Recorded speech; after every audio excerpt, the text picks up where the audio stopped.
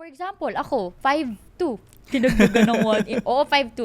Oh, 5'2", pwede ba yun? Pwede. Pwede? Pwede po as long as, ako kasi as a head, Oo. hindi ako tumitingin actually sa physical eh. So depende din. Depende rin po talaga sa mag-hire sa'yo.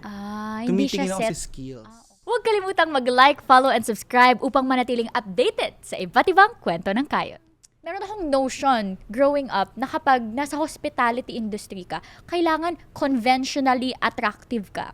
Kailangan matangkad, kailangan mistisa, kailangan maganda, kailangan walang pimple, kailangan makinis, ganyan. Andyan pa ba yung ganyang ano? Sa ngayon po siguro sa mga matataas na stars na hotels po, Okay. siguro na doon pa din po yung certain description na hinahanap nila as a hotelier. Bakit? Bakit may ganun? Siguro po dahil feeling nila is makakadagdag ng points sa client na papasok na ay maganda ang physical aspect nitong taong to. So parang feeling ko mas maganda ang may bibigay nilang service sa atin. Pero possible pa rin. Possible. Talaga? O for example, ako, 5'2".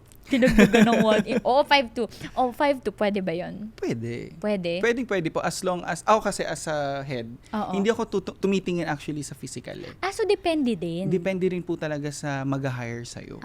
Hindi siya Tumitingin ako set. sa skills. Okay. Get. Sa skills po talaga. Kasi syempre, ayan yung binold mo ng 4 years eh.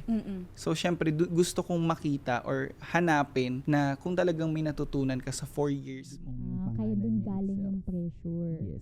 Naman, Okay, kayang-kaya okay. na siguro Okay. ngayon sa Sa economy na to? economy Okay, natin. sige.